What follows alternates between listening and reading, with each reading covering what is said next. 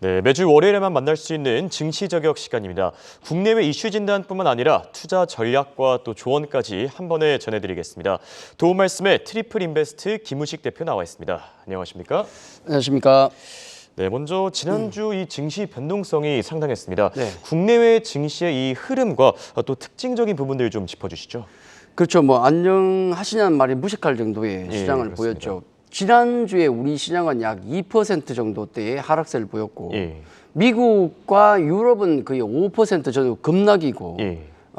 반면에 이제 중국과 일본은 플러스로 끝났습니다. 특히 예. 중국이 이제 약간 부양책이라든지 또 나머지 또 봉쇄 해제, 약간 또 봉쇄 또 일부는 있긴 하지만 그런 부분 때문에 상당히 괜찮았었는데 우리는 이제 2%, 미국은 5%.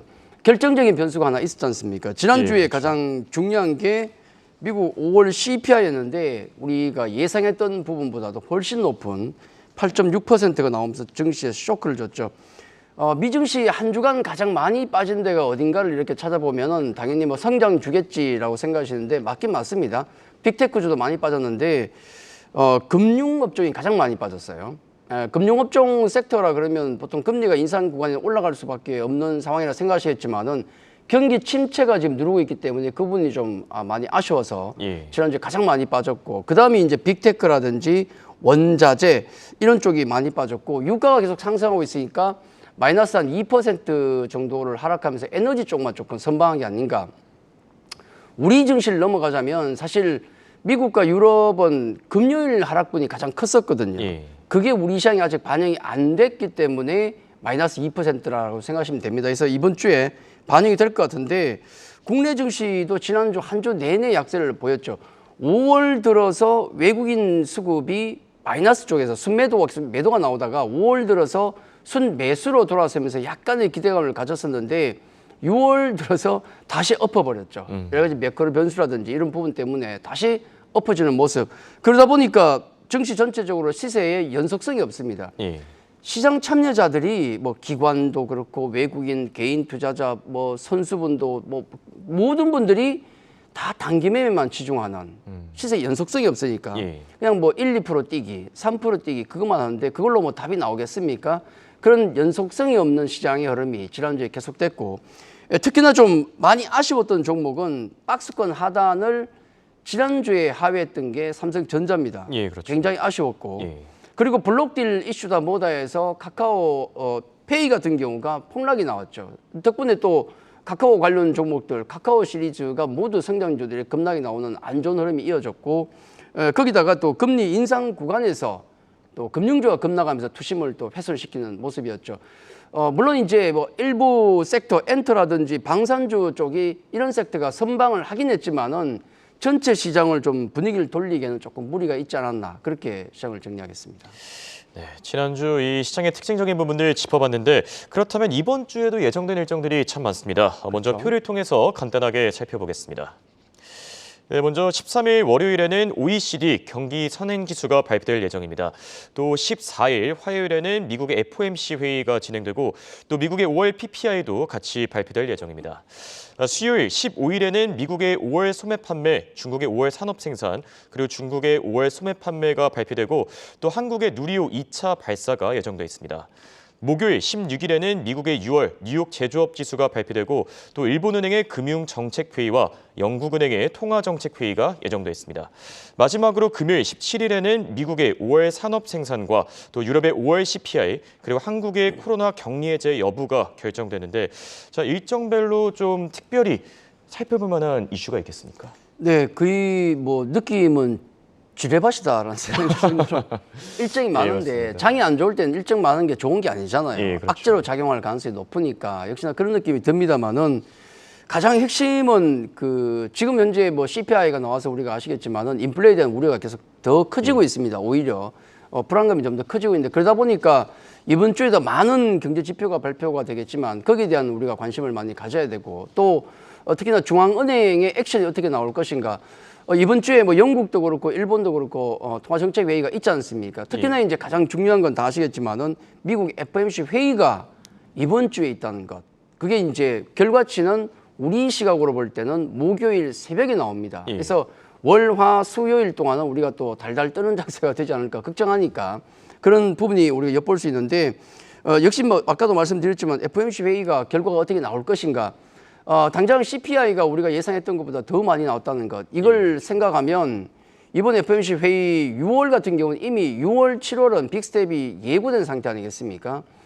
최소 50pp가 2번 나오고 그다음에 9월 같은 경우는 우리가 9월, 11월, 12월이 남았는데 9월 같은 경우는 조금 분위기 보고 이런 분위기였는데 갑자기 CPI가 세게 나오니까 싹 분위기가 바뀌었어요. 예. 당장 6월 같은 경우도 50pp가 유력한데 혹시나 자이언트 스텝 한 75bp 조금 걱정합니다 지금. 그 걱정이 좀 있고 6월은 6월인데 문제는 7월부터 해서 당장 자이언트 스텝 걱정을 하고 있습니다. 9월 같은 경우도 빅 스텝이 계속 이어지지 않을까 그런 걱정이 나올 수밖에 없기 때문에 이번 주는 아마 그 6월의 어떤 금리 인상 이후에 파월 연준 의장이 어느 정도로 톤으로 얘기할 것인가가 가장 중요한 포인트 같습니다. 근데 사실 좀 냉정하게 말씀드려서 기대할 건 없죠. 왜냐하면 파월 연준 의장은 이미 인플레이션 파이트를 선언을 했기 때문에 예, 그렇죠. 뭐 시장이 좀 망가지든 아니면 경기 연착륙 좀 힘들 거다 이렇게 보더라도 일단 인플레이션 잡는 게 우선이기 때문에 우리가 뭔가 달콤한 말을 기대하기는 좀 이르다라는 말씀을 좀 드리겠습니다.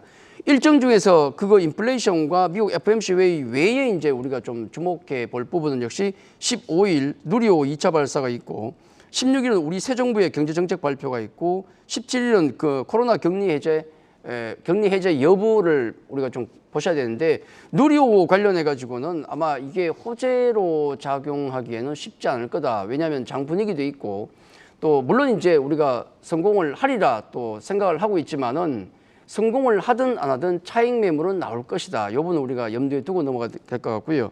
또 새 정부의 경제 정책 방향 발표는 역시나 정부 정책이니까 굉장히 중요한 내용이기 때문에 한번 신경 쓰셔서 보시는 게 좋을 것 같습니다.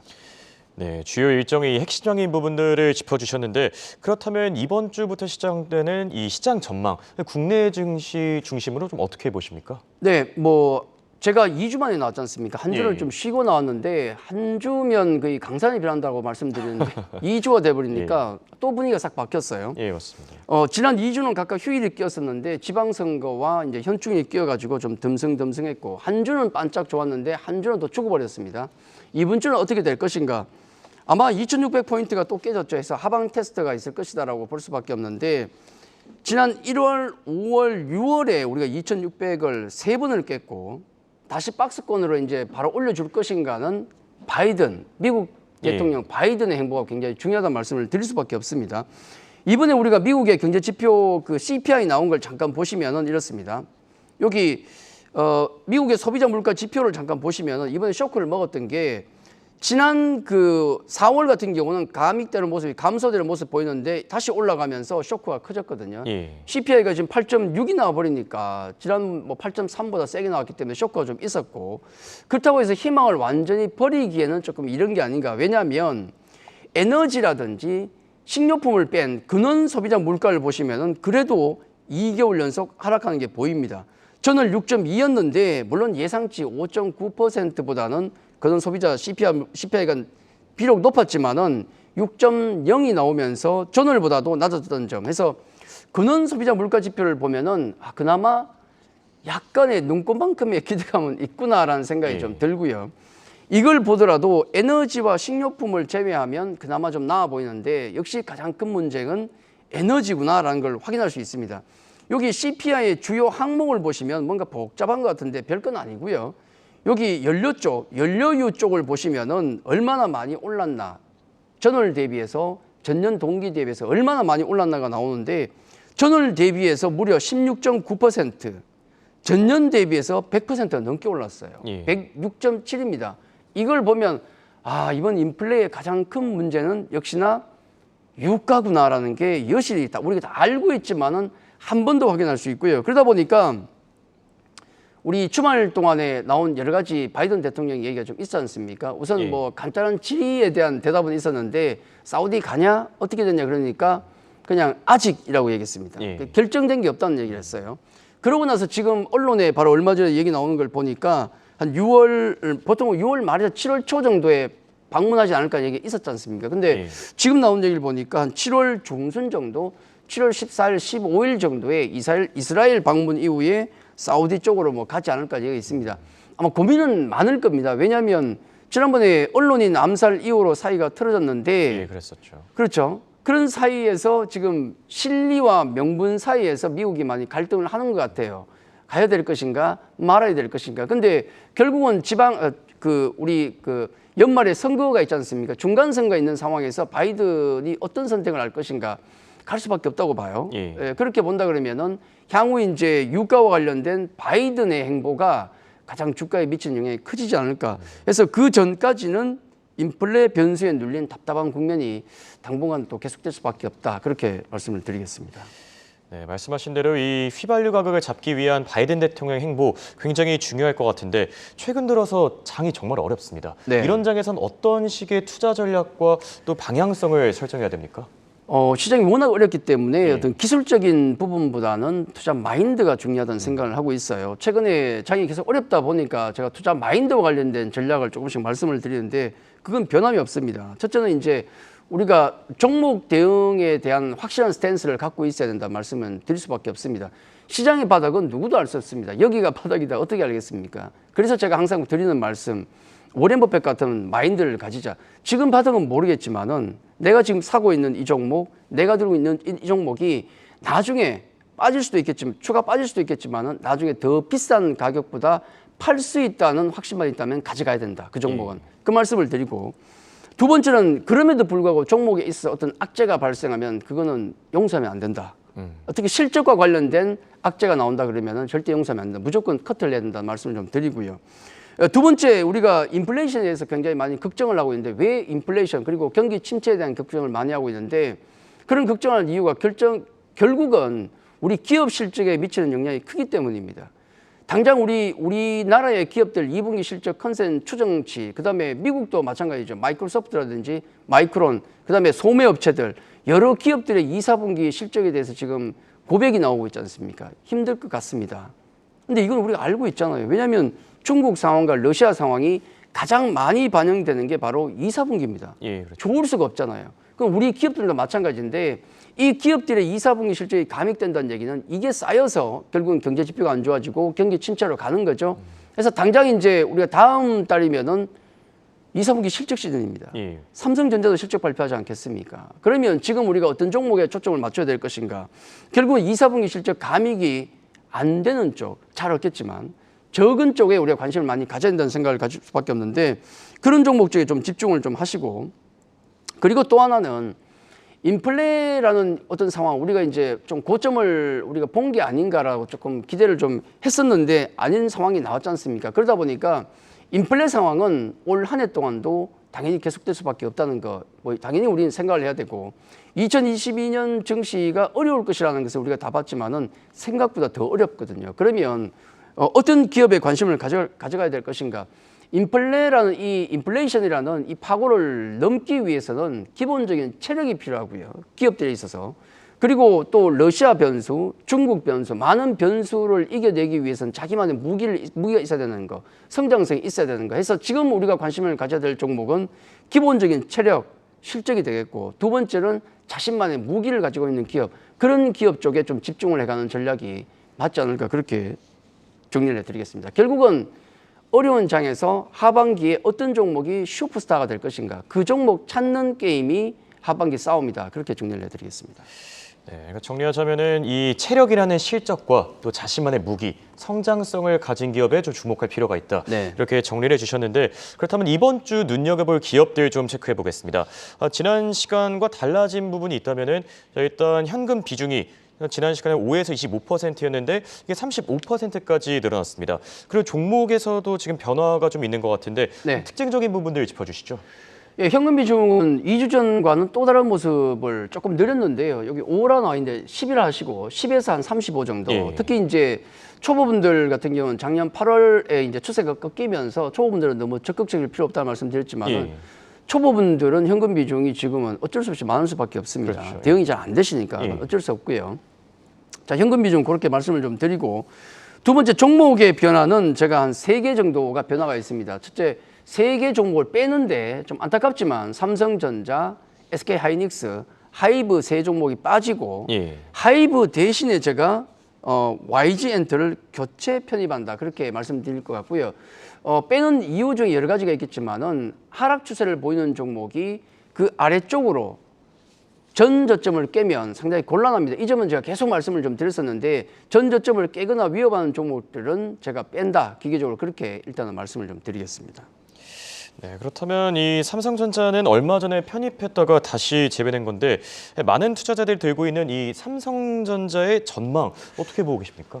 예, 삼성전자가 제가 빼는 것은 물론 뭐 롱텀하게 보신 분들은 상관없어요. 제가 5월 초에 편입했다가 바로 빼는데 손실 보고도 저는 뺍니다. 기준이 안 맞으면. 저는 한 종목에 폭등 걸 생각은 없다는 말씀을 드렸는데 만약에 삼성전자에 대해서 롱텀하게 가져가신다는 분들께는 제가 뭐 크게 뭐 반대는 안 드립니다. 왜냐하면 롱텀하게 홀딩은 크게 문제가 없다고 생각을 하는 게 퍼밸류에 있어서 밸류는 싼 건 맞는 것이고 지금도 싼 부분 분명히 있습니다. 제가 편입한 이유도 낙폭과대 싸다는 메리트가 있기 때문에 편입을 했는데 전 저점은 깨지 말자는 말씀을 드렸는데 그걸 지난주에 깼지 않습니까? 예, 그렇죠. 그런 부분 때문에 제가 뺐다는 말씀을 좀 드리고 그리고 또 이제 특히나 중요한 건 뭐냐면 이번 주에 그 이재용 부회장의 유럽 출장이 있는데 만약에 여기에서 특별한 이벤트가 나오지 않는다면 특히 단기적인 투자자분들에게는 조금 더 힘든 국면이 좀 오지 않을까 하는 생각이 들어요. 그런 여러 가지 매크로 변수, 외국인 매수가 이어지다가 또 매도로 이어졌는데 이 부분도 좀 아쉬운 부분이기 때문에 일단은 저는 뺀다. 대신에 나중에 이 종목이 다시 기준에 부합한다 그러면 언제든 다시 편입할 생각은 있다. 그렇게만 정리를 해드리겠습니다. 네, 그렇다면 마지막으로 최근 들어 BTS가 컴백하면서 이 앨범 판매량 하루 만에 200만 장을 기록하게 됐습니다. 자, 그런데 왜 하이브에서 이 YG엔터로 바꾸셨습니까? 네, 우선은 재료 노출도 좀 있고요. 예. 재료 노출의 차원도 좀 있고 그리고 사실 앨범 200만 장을 하루 만에 팔았다 그러면 엄청난 양입니다. 예. 평균 단가가 굉장히 높기 때문에 다른 앨범과 비교하면 거의 한 4,500만 장이 팔렸다라고 볼 수 있거든요. 굉장히 많이 팔렸다라고 봐야 되겠죠. 다만 이제 아쉬운 점이 뭐가 아쉽냐면 BTS는 이미 정점까지 가 있다라는 생각이 들어요. 이들이 끌 수 있는 어떤 매출액이나 그런 면을 놓고 본다 그러면 정점에 와 있는 것이 아닌가. 우리가 그런 느낌이 있습니다. 경제학적으로 이 표현이 맞는지 모르겠지만 약간 그런 느낌. 한계 효용이 지금 어느 정도 한계에 온 게 아닌가. 저는 그런 생각을 가져요. 우리가 효용을 누릴 수 있는 그 부분이 한계까지 다다랐다. 이런 느낌이 좀 들기 때문에 또 BTS는 군대 문제도 좀 있지 않습니까? 예, 그렇죠. 요게 계속 약점으로 작용하고 있기 때문에 노출된 재료를 통해서 본다 그러면은 YG 쪽으로 교체를 한다. 전체 엔터의 산업을 놓고 본다 그러면은 지금도 K-팝의 인기는 엄청납니다. SM의 에스파 같은 경우는 신인임에도 불구하고 100만 장 이상이 팔렸거든요. 이런 걸 감안한다 그러면은 엔터 쪽은 긍정적으로 보되 나머지 엔터 쪽, 모멘텀이 남아있는 쪽에 좀 더 관심을 가지는 게 좋지 않을까. 그런 관점에서 교체를 좀 하도록 하겠습니다. 네, 알겠습니다. 지금까지 도움 말씀에 트리플 인베스트의 김우식 대표였습니다. 고생하셨습니다.